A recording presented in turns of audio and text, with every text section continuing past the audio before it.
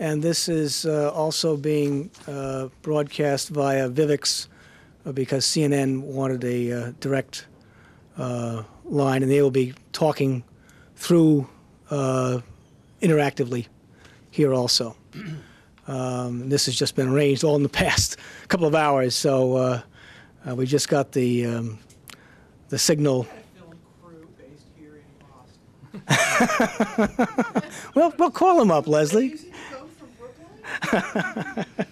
This is on the record now. No comment on that.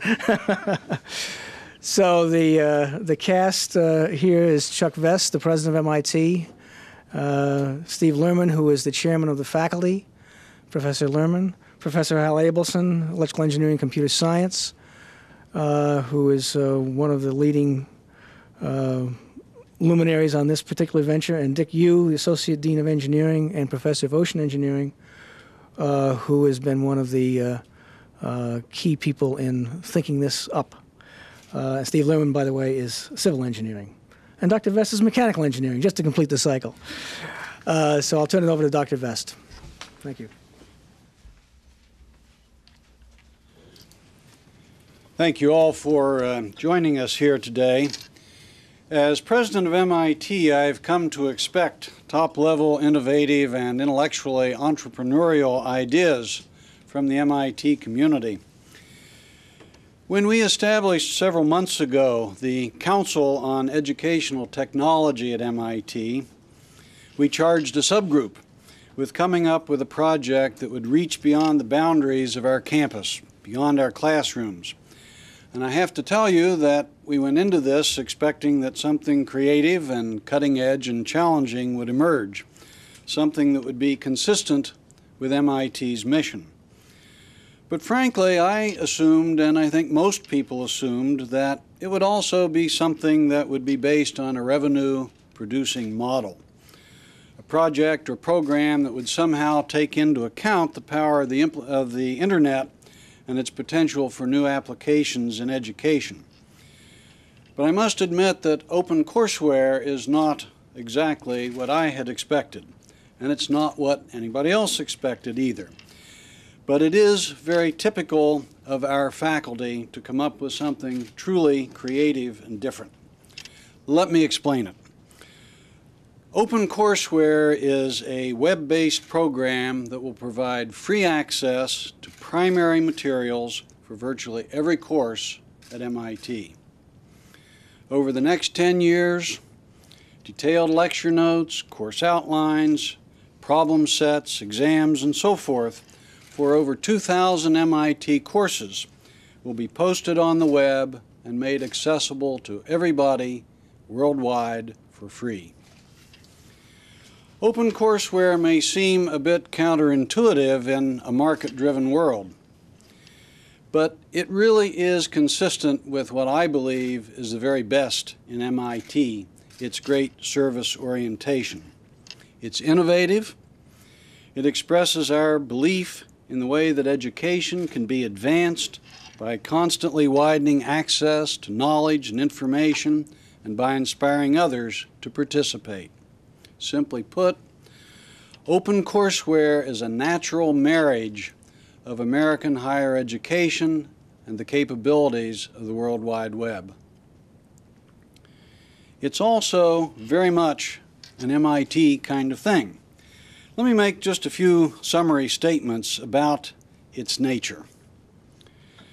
OpenCourseWare, or OCW as we call it, combines two things: the traditional openness and outreach and democratizing influence of American education, and the ability of the World Wide Web, the Internet, to make vast amounts of information instantly available. OCW is firmly at the heart of MIT's educational mission. MIT faculty have a deeply ingrained sense of service and mission. They like to work on big problems, and frankly, they like to influence the world. There really is an incredible idealism in this faculty. OCW will have a strong impact, we believe, on residential learning here at MIT as well as elsewhere. Let me be very clear. We are not providing an MIT education on the web. We are, however, providing core materials that are the infrastructure that undergirds that education. Real education, in our view, involves interaction between people. It's the interaction between faculty and students in our classrooms, in our living groups, in our laboratories, that is the heart, the real essence of an MIT education. We think that actually OpenCourseWare will make it possible for our faculty and faculty in other residential universities to concentrate even more on the actual human process of teaching and the interactions between faculties and students that, as I've said, are the real core of learning. The question that I've been asked most today is, am I worried that the OpenCourseWare program will hurt MIT's enrollment? I absolutely am confident the answer to that is no. In fact, I think by producing this worldwide window on MIT's education, what we teach, the way we think about them, is a terrific magnet, a good thing, giving prospective students some insight into MIT. How will OCW relate to revenue-generating educational projects at MIT? I do believe that revenue-generating distance education will have a role in the world and will probably have some role here at MIT. It's clear to me that revenue-generating areas are out there. For example, educating and training people in professions who have to keep updated in a very detailed way. I suspect there's a market for some institutions to provide courses in areas like the arts and humanities to retirees who are interested in going back, thinking, learning about new things. So I think, in fact, there will be a market out there. There are a lot of opportunities, undoubtedly, in the long term to make money, but I want to be absolutely clear that there is no commercially available MIT degree. This is about something bigger. What about other universities? What will their role likely be? I very much hope that MIT will be seen as a leader in this new world of education on the internet and the web. We very much hope that in the long run, what we do will in fact inspire and draw other institutions to do the same. We'd be very delighted if over time we have a worldwide web of knowledge that raises the quality of learning and ultimately the quality of life all around the globe. Thank you very much.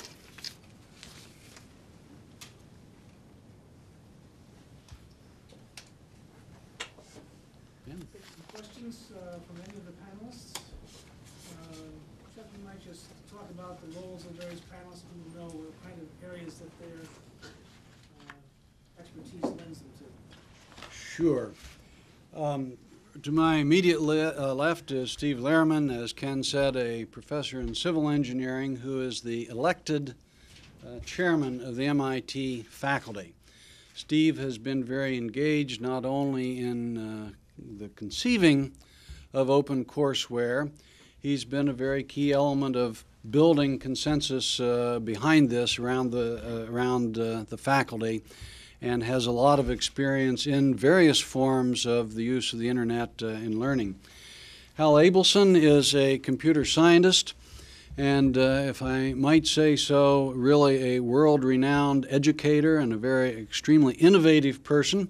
He, in essence, taught the world how to teach basic computer science, but also has been a very thoughtful member of the Council and indeed co-chair of the Council on Educational Technology that led to the conception of OCW. But in my book, the man of the hour is at the end of the table here, the other end, Dick Yu.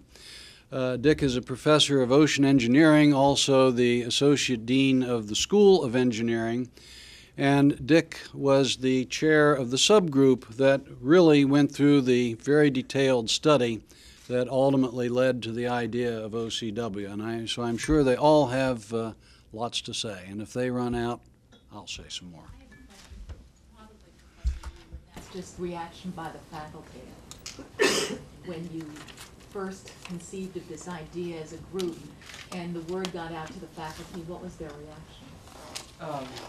When we first came up with the idea, none of us were sure what the reaction might be.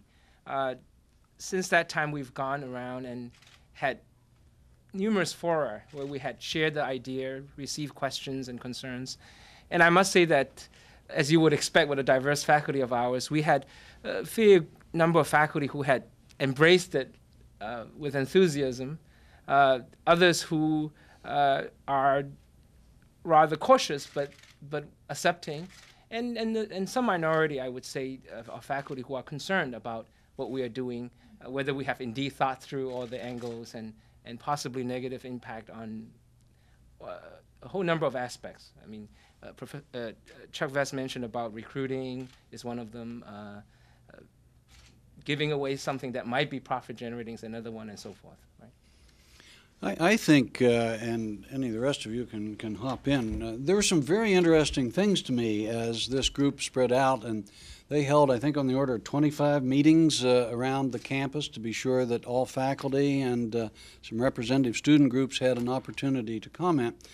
Biggest surprise to me was that the problem everybody anticipated, arguments over intellectual property, were just kind of in the noise level. There were a few people who were concerned about that. It was not the major concern. The concerns were actually quite wonderful things. They wanted to be sure that we were going to be able to do this at a quality level that MIT would be proud of on this scale. And they also wanted to be sure that we were going to be successful in providing the kind of hands-on services to individual faculty members that would make this a rather transparent and simple translation of their teaching materials to an appropriate platform on the web. Steve, you want to comment on that? This was extensively discussed in many places, one of which was MIT's Faculty Policy Committee. I chair that committee as chair of the faculty. And I think while everybody had some different views and takes on the details, I think what really excited the group, and I would say with virtually unanimous support from that body, which is the Senior Faculty Governance Committee, came from the broader vision that this resonated with what many of us believe is the core mission of the university. The university isn't about selling courses for profit. I mean, that's not what we exist for. That's not why we were created, and that's not why most of the faculty, virtually all the faculty, have decided to become professors. It's very much about how do you disseminate and create human knowledge. And that sort of fundamental value aligned incredibly well with the concept of distributing this globally for free. And that alignment, forgetting all the details for a second, which are serious and important, was why there was tremendous enthusiasm in that group. Yeah, and I think the other issue that people think about is this stimulates real reflection about what it is you're doing in the classroom. If I think about the materials that I teach from, the raw materials, as Chuck said, being available on the web, forget about the rest of the world, to the students in my class, then what is it that I'm doing with the time I spend with students in the class? How do I think about having a real personal interactive experience once I get beyond the idea that this stuff that's on the web page is what education's about, and you realize it's the raw materials, but it's not the education. I just want to also add that a very thoughtful line of discussion from faculty.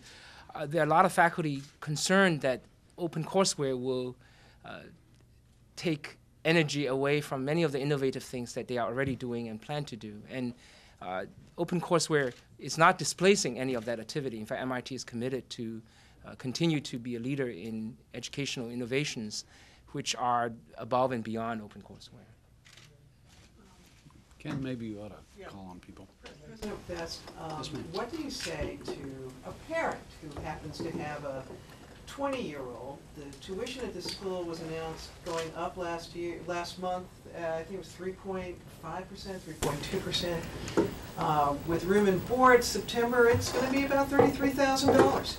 Smallest increase since 1970. Absolutely. However, this is freeware. At $33,000 a year, that's considerably less. You know, suppose that you ask a similar question, why don't we ban students from our libraries? Do we really want them in walking around looking at all these textbooks and things? Shouldn't they wait till they pay their tuition in order to gain access? I really want to state that, again, that an MIT education really comes from the interactions of faculty with students. It comes from the interaction of students among themselves, learning from each other. It comes from the intensity of the classroom and laboratory experience. It comes from, particularly here at MIT, from a deep dedication to a lot of hands-on kind of learning. That's the essence of our education. We've always proudly shared course notes, mailing them around to colleagues in the country. We publish textbooks. And I just think of this as kind of speeding that process up to internet time. And if I can speak just a little bit personally, I did not go to MIT. I was an undergraduate at West Virginia University. I did my graduate work at the University of Michigan in Ann Arbor. And in both of those venues in the 60s, I benefited enormously from what was going on here, what is now known retrospectively as the engineering science revolution, where the MIT faculty really conceived a new way of both conducting engineering education and practice. And the kind of textbooks, the teachers that I had who had earned their PhD here and then took these kinds of materials, syllabi, problem sets, course notes, took them to those institutions, tailored them and shaped them to their own use, and used them to teach people like me. This really raised the level of engineering education all around the United States, and I just see this as a grand continuation of that tradition. And I've heard Dick make some very interesting comments. He didn't grow up in West Virginia, but you might just say a bit about how you got introduced to the world. I had the fortune of coming to MIT as an undergraduate student, but MIT's influence on my life started a lot earlier than that. I grew up in Hong Kong in middle school, and I remember I was a precocious kid, and I've exhausted most of the interesting books in my local library. And my father was an engineer, and when I was about 10 years old, he brought home some, in fact, second-hand books in electrical engineering. I still remember vaguely how the book looks. And I was too young really to appreciate the content of the books, but I remember looking at them with admiration, recognizing the names of the professors from MIT. And to make a long story short, here I am. And I think MIT's mission and goal is not just to students within its walls, but MIT has a role to students everywhere, perhaps beyond national boundaries and globally. If I may get a follow-up from both of you. Sure. This has been out for a couple of weeks now in the Chronicles of Higher Education, I understand. So has that wonderful school at A Square and Caltech and Stanford and, dare I say, Wharton, perhaps, since you also do Sloan, have they responded at all? Have you heard from your colleagues? I haven't actually had any conversations with anyone at those institutions yet, and I don't know whether they read the Chronicle or what. Has anybody else talked to others at this point? Only at the grassroots level, not at the senior administration level. I was out at Princeton, for example, and one of the faculty there, actually a well-known faculty member in economics, was incredibly excited about this idea. Now, will Princeton ultimately do that? That's a separate question. That's a question of, and the answer is I don't know. And at some level, I think the hope is that there will be, in the longer run, a growing trend in this direction. I think it's way too soon to know. I would not expect an institutional response from any of the other universities in a short time frame. This is something that's going to have to grow on people. They will have to discuss it among their faculty, with their administration, and come to their own decision on whether this is a strategy they want to follow. You know, just to follow up a little bit on that, first of all, I'd like to say that since this hit the front pages this morning, my email's just been clogged. And so far, we haven't received a single negative There have just been wonderful, wonderful positive reactions. Some of those have been from individual faculty, but just saying congratulations, great idea, appreciate your sharing, wonderful thing for the institution to do. We are very much wanting to be first out of the box on this. We hope there are going to be followers, but we very much wanted to be in the lead. And even today at MIT, I think Hal estimated maybe 20% of the faculty already make many of the materials from their courses available. That goes on at a lot of universities. What has really set this apart is its scope and scale, its breadth, its depth, that it's going to cover everything we do in the institution, from the humanities and arts and architecture through science and engineering and humanities and management. It's kind of that scope and institutional dedication to this that is quite unique at the moment. And while we don't want to get into any of the technology of all this, this is also going to require that we do some very clever work in producing the kind of platforms that will index all this material, allow people to move through it freely, easily. So there's a job to be done on a level that nobody else is doing yet, but I'd be awful disappointed if we didn't get some followers in the long run. Can you say what the timetable is for posting it, and will there be a prototype soon? Hal, you want I don't want to promise. I'm guessing late next fall or early next spring you'd see the first couple of courses up. But we're going to be experimenting at a wild rate at that point. We do have a goal of getting 500 subjects up over 2 years. I think the other thing is, one of the things we want to learn is what is the effective way to get high quality materials in an economically efficient way. One of the central issues about whether other universities will follow is, what's the cost?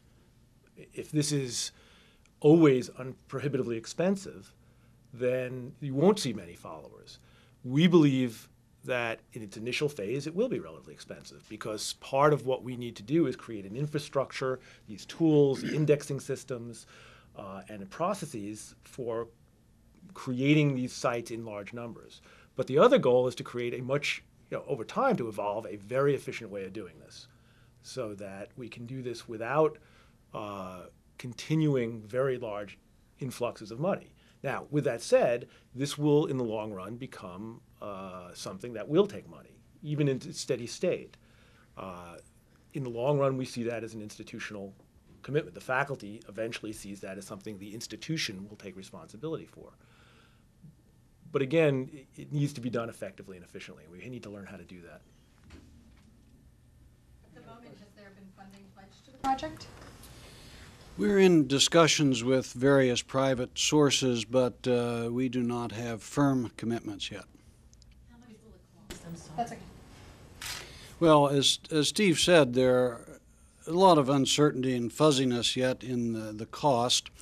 We estimate that during this initial 2-year period of putting up a minimum of 500 subjects, developing the infrastructure, providing the service space, and so forth, we're guessing that somewhere around $7.5 million to $10 million a year. But there's a lot of uncertainty in those, and part of the work of the pilot project will be to refine those costs and understand what it will really take to complete the entire project. Just to follow up on that, if the university can't find outside funding, is it going to pursue the project anyway using internal funds? We're going to find outside funding. Will there be advertising on the site? No. So the private funders will do it for anything in return? We believe that this will be funded in a philanthropic manner. I was thinking a little bit about this morning, and thinking back into history, that when Andrew Carnegie decided he wanted to improve learning and quality of life across the United States, he didn't go out and found a for-profit correspondence school. He created a system of libraries. And I think that I'd like to believe there's still enough idealism and enough recognition that this really ought to be the bedrock use of the capability of the internet and the World Wide Web in education, that I think it's an idea that will find patrons, and we're very confident about that. Is there a naming opportunity here? Boy, I hadn't even thought about that. The World Wide Web has already been named, so seriously, we like this OCW, OpenCourseWare. It really gives the spirit of it, and we've had a lot of discussion about the analogies between the early days in the development of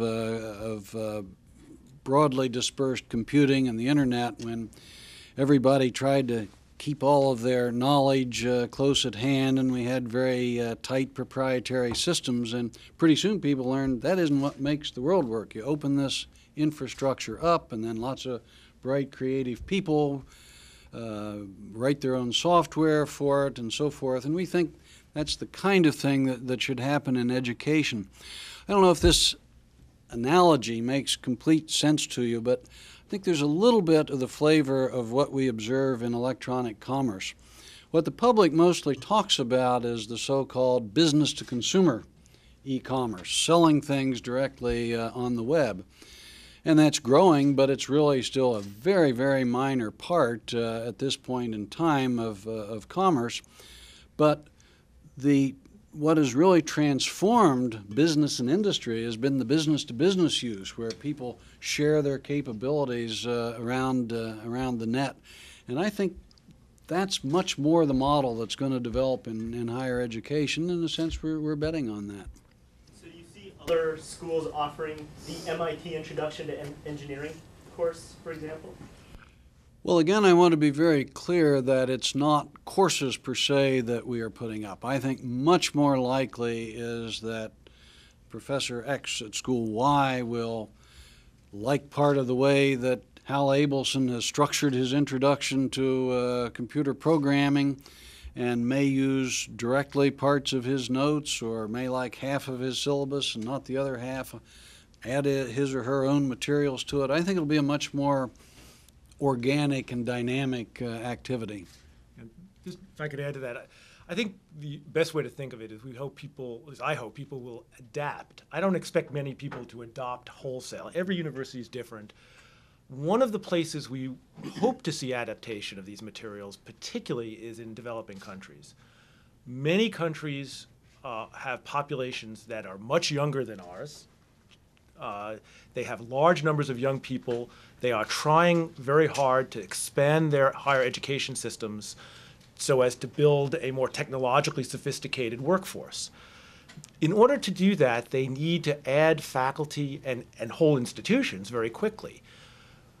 We hope that these materials can inform their curricula. Many of these people have not had the opportunity of a higher education in a top-flight either a top-flight university in the developed world. They can find these materials very useful. We hope some of it will be translated. That would be a wonderful thing if universities in other countries where they need to teach in other languages take our materials, translate them, and make them available for their students as they see appropriate. There are tremendous opportunities for doing good around the world in helping these universities, and I personally would be very excited about that. Does that mean you're not retaining the copyright, or is it public domain?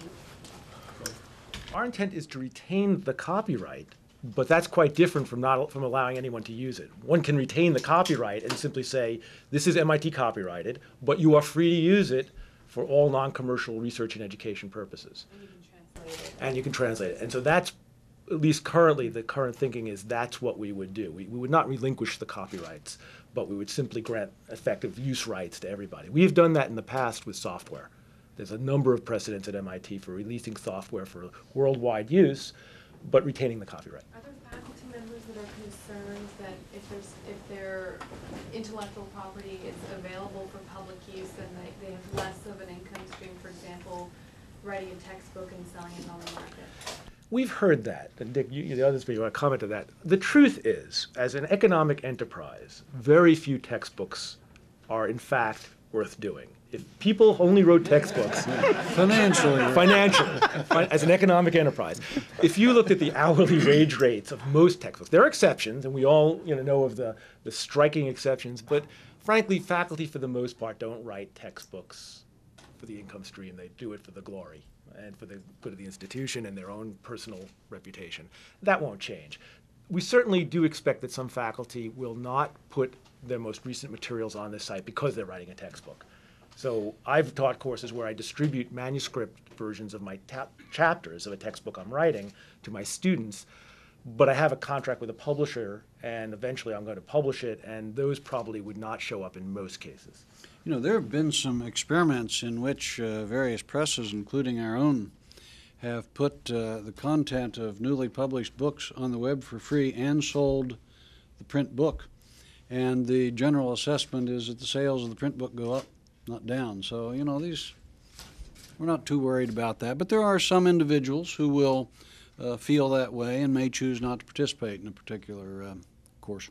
Speaking as a faculty person, all I want would be for my material to be broadly used by lots of people and be cited and attributed broadly, nationally. I mean, it would be, I think most of the faculty's dream that this would be the case. Any other questions? Problem with new kinds of footnoting or new kinds of attribution. If they take half of Professor Abelson's, introduction to Computing 101 and dump the other half, would use somebody else. Well, that's a terrible problem with everything that's going on the web. You're seeing the fragmentation of materials, and I don't know that OpenCourseWare has that problem in particular, but eventually the publishing world is going to have to solve that. By offering these courses for free, are you essentially giving up on the model that many universities are trying to make money off online, distance learning courses? I think it's really important to say the way we think of this is as a publication. We really don't think of it as distance learning or instruction.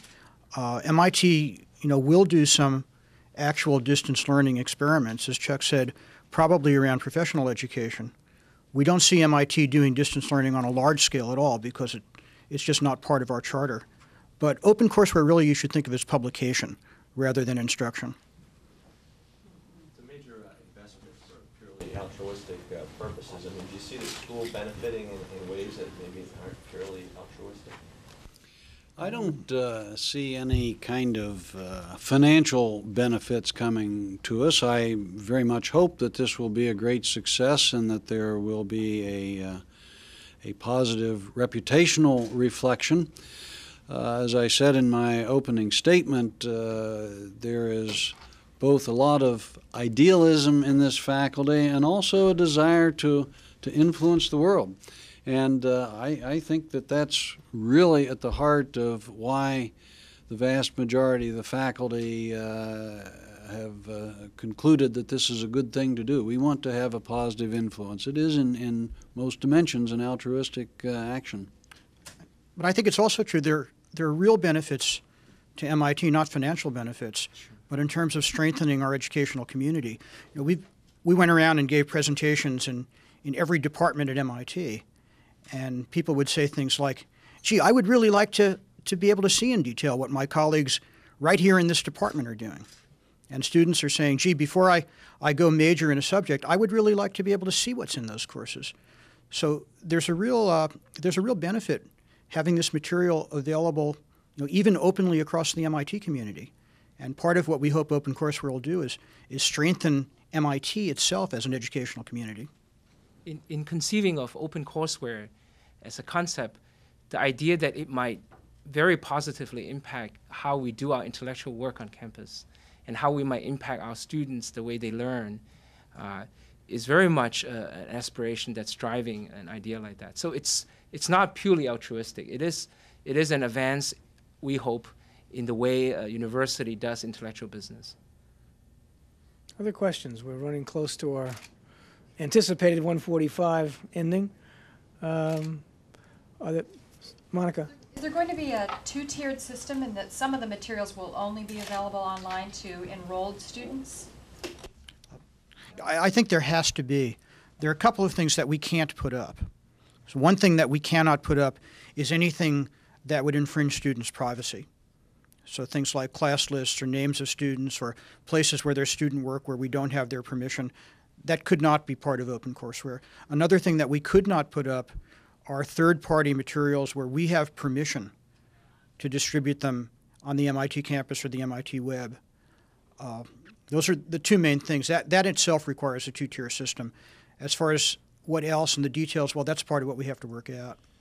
I think I absolutely agree. The third thing I heard among the group that went around, many faculty change their internal website for their own students extremely rapidly.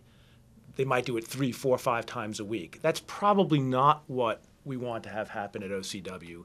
And most OCW users aren't going to want to know that the due date for problem set 6 changed from Wednesday to Friday. I mean, they don't care.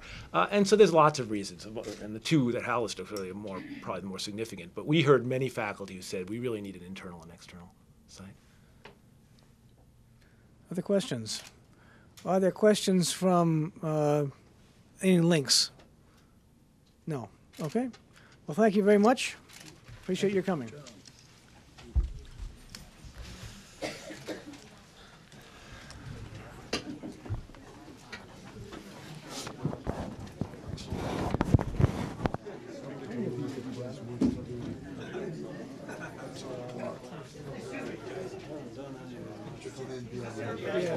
They got to call Patty. I don't even know. Yeah.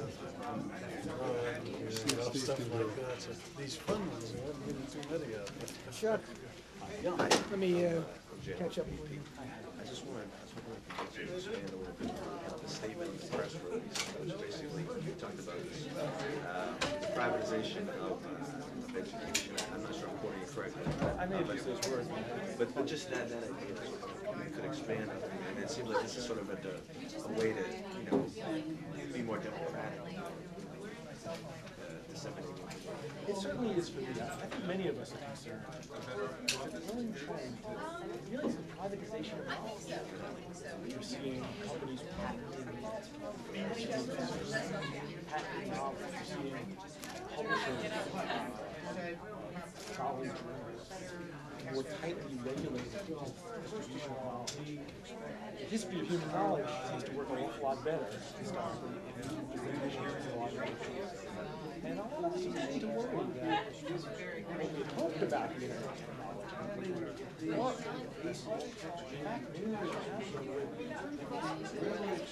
OCW is at least one of them out against that trend. Is there other groups that think that would be particularly effective? Well, I do worry a little about the publishers. Yeah, he's not going to be around looking at consolidation.